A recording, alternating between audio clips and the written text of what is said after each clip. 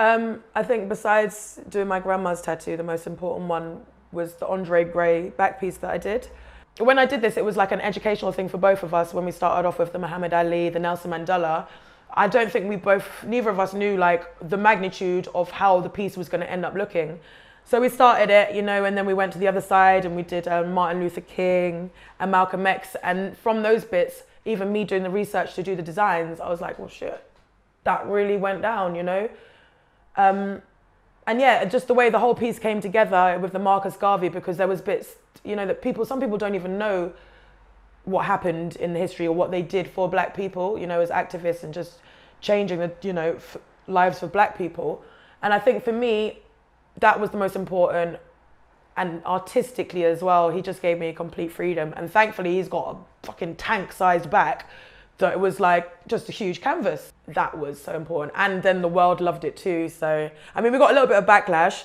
I think it just brought like tattoo culture and history together into something cool. So it's not like you're not getting forced to learn something. It's like you see it and you want to learn. And I think that's what, I feel proud that I was part of that. Amazing. Oh, so I think when it first started, I think Hector was actually one of my like first Premier League footballers that I did. And I remember he DM'd me because I did his friend Nico, who used to play for Arsenal. And I think he plays for Brentford now. Yeah, when he DM'd me, I was like, I know this is going to be a big deal. And he came and he wanted to get family on the top of his shoulder. And I remember like, this is when I knew that Hector was like people then, because we was watching Dave Chappelle and we were both literally crying with laughter. We was watching Netflix and like, he laughed at all the same shit I was laughing at. I was like, wow, you really are people, isn't it? Because I just think people don't understand that footballers are genuine people. They have lives, they have sense of humours, and it's not just like all on the pitch and, or all just in a club on a table. Like everyone's got their own personality. And for me, Hector was probably one of the most grounding footballers, nothing had gone to his head. He was just really real and really funny. So after that, I kind of, not my guard dropped. I just felt a lot more comfortable with doing like Premier League footballers.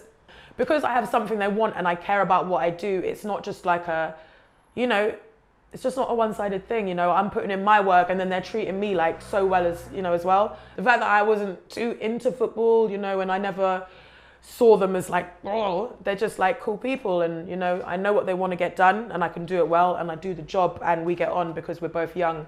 I think that's got a lot to do with why maybe they pick me as an artist because, if you're cool with 5 of my friends, you're probably going to be cool with me, and that's kind of how it is. From him, what did we have? Yedlin, I think. Did Yedlin come from? No, Yedlin came from Danny Williams, actually. There's so much art in just like black, being black and, coming originally from Africa that I kind of want to take it back to that. And even with like portraits, like I like to focus on portraits of black people. I draw every day, like, Africans and Cubans and stuff, so that when it comes down to me actually doing the tattoos, I'm going to kill it. Like, I know what tones I need to make that face really glow and not look like flat. So I do, like, my art is a lot based on how I'm going to execute a tattoo. And I find that my purpose is giving people, black people, colored people, great tattoos that I really care about. And they're not just like, someone does roses all day long and then they try to do that portrait. Like, I want to specialize in that portrait. I want to specialize in African arts, but the tattoo version. And yeah, just bringing like education into like the tattoos. That's kind of my thing. So I think like the fact that I do tattoo so many like professional athletes and stuff like that, you get to know like their routines. You get to know that they do have to train from like 7 in the morning till 1 in the afternoon, like every single day.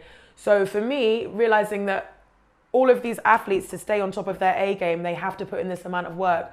I just realized like, well, for me being an artist, why would I not put in that same amount of work to be the best? If you're always around Premier League players and you see that that's the recipe, how can you expect not to train and be at that level? And I think for me, I was like, cool. If I do train every day, there's no way I can't get better.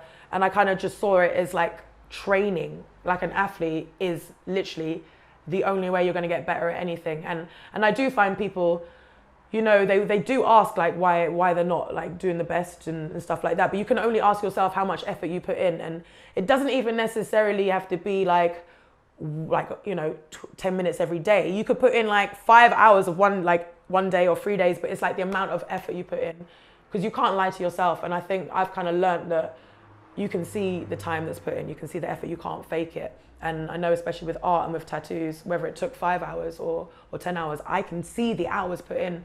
And I want people to see my shit and know that I put the work in and I care. So yeah, I feel like I need to train. I can't be around all these athletes and watch them train and be great and me not see myself and want to train harder and be better. So I just always have a pen on me wherever I go. I'm drawing, like, or even I'm just thinking, or maybe I'm focusing on, like, if I'm making videos, just getting B-roll, or if I want to do like a documentary, then I'm shooting that. It's just like almost like a no days off, you know. Even when you're off, it's not really a day off. At least get something just to say I got something. I think for me now, like, as much as I'm doing what I love, it's quite conflicting, because when you're an artist, you do have like 5 different things that you really want to focus on, and you never have enough time to do what it is you want to do. And I think especially with like tattooing, like every tattoo you do is a collab. So it's not like this is what Jessica wants to do. I mean, I get lots of customers that say, do whatever you want to do, but at the end of the day, the tattoo is about the person and they have to wear it forever. So I find myself, you know, half the time I'm doing these collabs with people, and then some of the off time that I have, I'm working on my own art for my own collection, whenever that might be.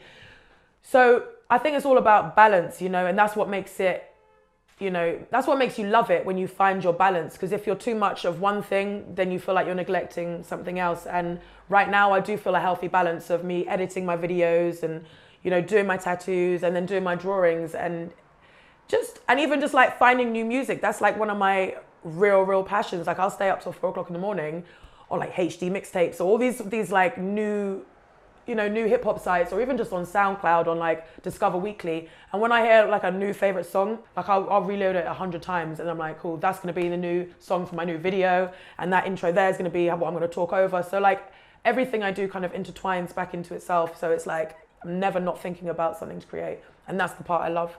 Just always just having ideas.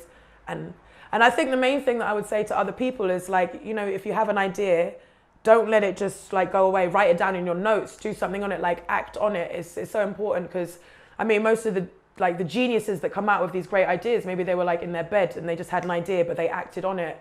So I think with creativity, it's important that when you do think of a piece of artwork, you know, even if it's like, oh, I want to do like a Krispy Kreme box and I want to just draw me eating a donut on it.